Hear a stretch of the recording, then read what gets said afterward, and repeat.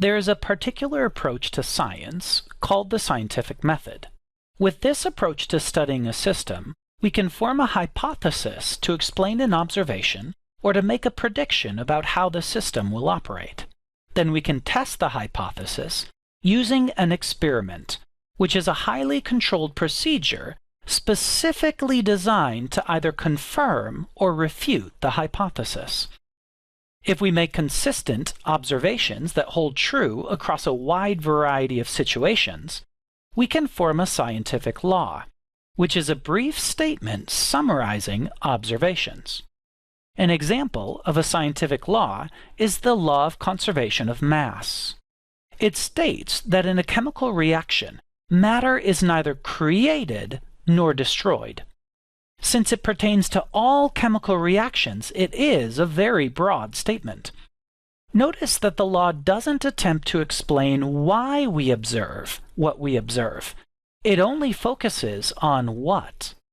A scientific theory, on the other hand, attempts to explain why a system works the way it does.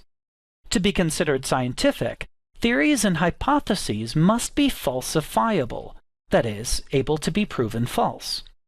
If it cannot be tested and proven false, it cannot be labeled scientific. For example, the statement, "life exists on an undiscovered planet," cannot be labeled a scientific hypothesis, because it cannot be tested and proven false. This is also why theories change with time, as our understanding of a system and the methods by which we can study that system advance. In experiments, the data we collect can be classified as qualifiable or quantifiable data. Qualifiable data is subjective, like color or shape. Quantifiable data is measurable and needs to be accompanied with units. If I asked you to tell me your height, and you responded 193, the number itself has no meaning without the units.